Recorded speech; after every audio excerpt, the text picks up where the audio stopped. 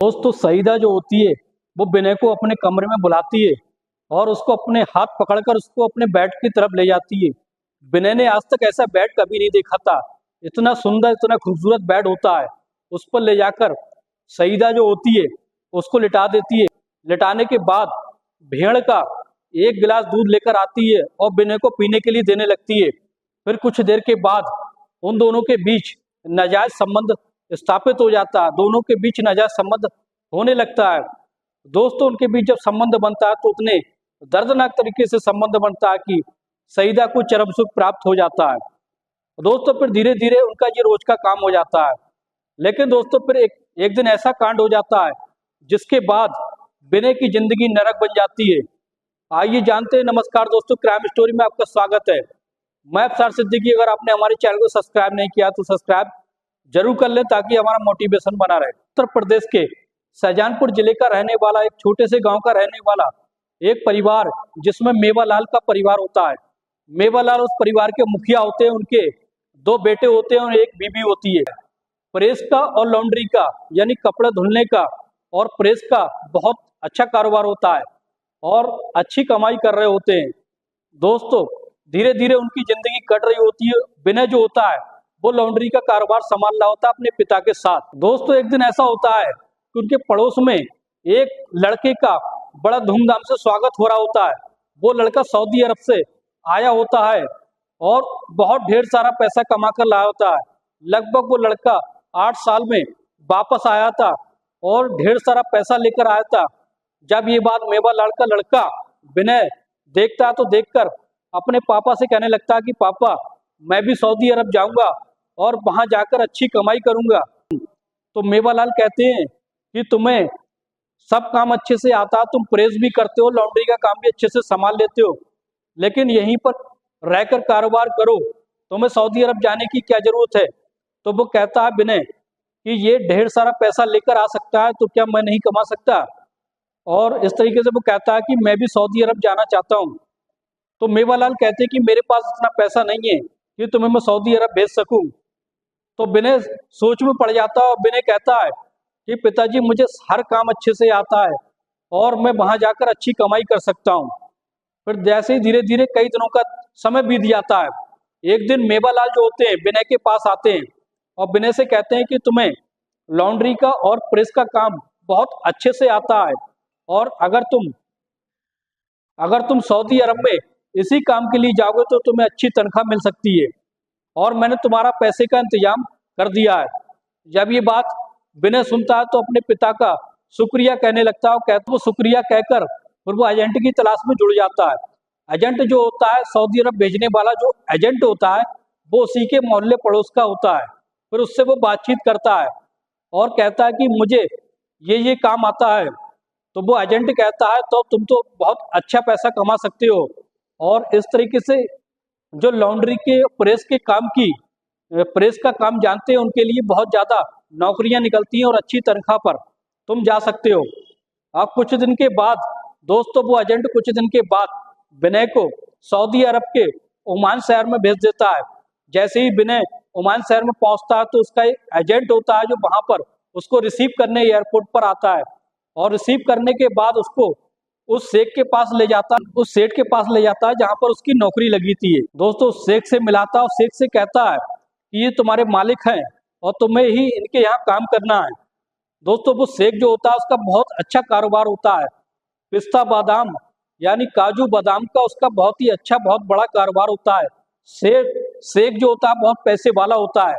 उसकी 2 बीवियां होती हैं और 4 लड़कियां होती हैं। 4 लड़कियों में सबसे बड़ी लड़की का नाम सईदा होता है। सईदा दिखने बारने में बेहद खूबसूरत होती है। और इस तरीके से विनय जो होता है विनय ने सऊदी अरब के कानून के बारे में पहले से ही जान लिया होता है और इसलिए वो सर उठाकर भी उनकी लड़कियों को मालिक की बीवी और लड़कियों को नहीं देखता है। को ये डर था कि अगर यहाँ कोई गलत काम होता है तो उसकी सजा सिर्फ मौत है और इसलिए वो सर उठाकर सईदा की तरफ नहीं देखता है। अब धीरे धीरे दोस्तों कुछ दिनों का समय बीत जाता है। एक दिन विनय जो होता है शाम के समय कसरत करने के लिए अपने कमरे से बाहर निकलता है तो सईदा जो होती है उस शेख की लड़की सईदा उसको घूरने लगती है और काफी देर तक घूरती रहती है। कसरत करने के बाद फिर अपने कमरे में चला जाता है।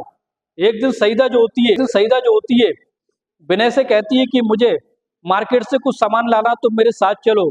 तो विनय जो होता है सईदा के साथ जाने लगता है, लेकिन घर वाले शेख के घर वाले ये समझते हैं कि ये सिर्फ जरूरत के सामान के लिए जो नौकर रखा, उस नौकर को सिर्फ सामान लेने के लिए वो साथ ले जाती है, लेकिन सईदा का मकसद कुछ और था। रास्ते में विनय से वो कहती है कि तुम मुझे बहुत अच्छे लगते हो और मैं तुम्हें चाहने पसंद करती हूँ, तुम्हें चाहती हूँ। विनय जो होता है वो हिचकिचाने लगता है और कहता है कि मैडम ये आप क्या कह रही हो, मैं आपका नौकर हूँ, अगर मालिक को ये सब पता चलेगा तो मेरे लिए अच्छा नहीं होगा। फिर क्या सईदा जो है वो हंसने लगती है, वो कहती है कि तुम डरते बहुत हो, ऐसी डरने वाली कोई बात नहीं है, तुम मेरे साथ चलो। और मार्केट में चलकर वो शॉपिंग करती है, कुछ सामान खरीदती है, साथ में दोनों नाश्ता करते हैं। नाश्ता करने के बाद फिर वापसी घर पर आ जाते हैं। एक दिन ऐसा कांड हो जाता है जिसे सुनकर आपके पैरों की तले की जमीन खिसक जाएगी। दोस्तों एक दिन ऐसा होता है, शेख अपनी दोनों बीबी और बाकी 3 लड़कियों को लेकर कहीं दूर मेहमानी में गया होता है, और इस तरीके से जैसे ही वो घर से निकल जाता है उसके बाद सईदा घर पर अकेली रह जाती है, और मालिक जो है उसकी सारी जिम्मेदारी विनय पर छोड़ जाता है कि तुम्हें इसको किसी भी चीज की जरूरत हो, सईदा को तुम्हें लाकर देना है, जब भी कोई चीज मांगे तुम्हें देना है। तो विनय जो कहता है कि जी मालिक, मैं सब कुछ देने के लिए तैयार हूँ, यही तो मेरा काम है। अब इस तरीके से जैसे ही वो चला जाता है, रात का समय आता है, सईदा जो होती है उसके पास आती है, आके बैठ जाती है। उसके बाद विनय से छेड़खानी करने लगती है और कहती है कि तुम मुझे बहुत अच्छे लगते हो और मैं तुम्हें चाहने लगी हूँ। दोस्तों फिर जो सईदा जो होती है विनय के पास जाती है, विनय से कहती है कि तुम डरते बहुत हो, इसमें डरने वाली क्या बात है। वो नाश्ता का इंतजाम करती है, और नाश्ता जब हो जाता है, नाश्ता होने के बाद जैसे ही रात का समय हो जाता है, तो सईदा जो होती है उसको अपने कमरे में ले जाती है। ले जाने के बाद उसको बेड पर लिटा देती है, लेकिन विनय की समझ में कुछ नहीं आ रहा होता कि आखिर ये करने क्या वाली है।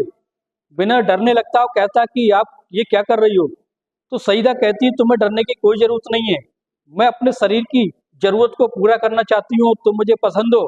के साथ छेड़खानी करने लगती है, और उसके बाद विनय भी मजबूर हो जाता है और उसके साथ 2 से 3 बार शारीरिक संबंध बनाता है।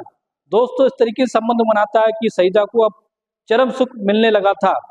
अब तो दोस्तों अब उनका मिलन हर दूसरे तीसरे दिन होने लगा था। अब उनका यही लगातार होता रहता है।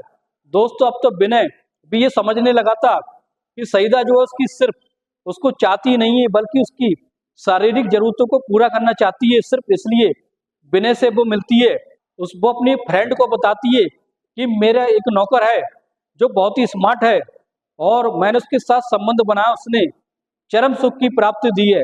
अब ये बात उसकी फ्रेंड को पता चलता है, तो कहती है कि तुम विनय को लेकर एक दिन मेरे कमरे पर आओ। दोस्तों फिर एक दिन सईदा जो होती है विनय को लेकर उसके कमरे पर पहुंचती है।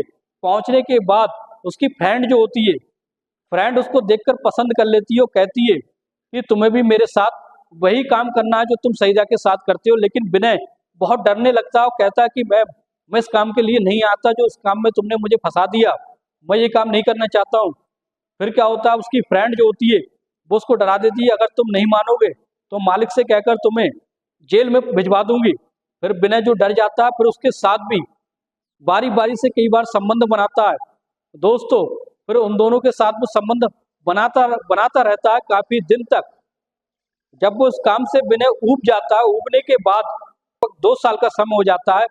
2 साल के बाद वो अपने घर वापस आने के बारे में सोचने लगता है और जंजाल से पीछा छुड़ाना चाहता है। एक दिन वो अपने मालिक के ज्यादा परेशान हो जाता है, अपने मालिक के पैरों में जाकर गिर जाता है और कहता है, मालिक मेरे घर पे एक मौत हो गई है, मुझे इसको देखने के लिए जाना है और मुझे अर्जेंट यहाँ से निकलना है, मेरा हिसाब कर दो।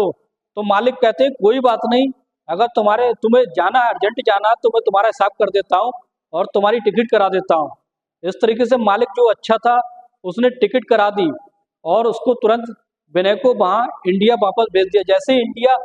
विनय जैसे इंडिया में वापस आता है, आने के बाद अपने पिता मेवालाल से गले मिलकर रोने लगता है और अपने परिवार को अपने दिल का हाल बताने लगता है और कहता है कि मैं इस तरीके से वहाँ पर फंस गया था, अगर मैं नहीं आता तो मेरी ज़िंदगी तबाह हो जाती। अब मैं दोबारा कभी ज़िंदगी में सऊदी अरब का नाम भी नहीं लूँगा।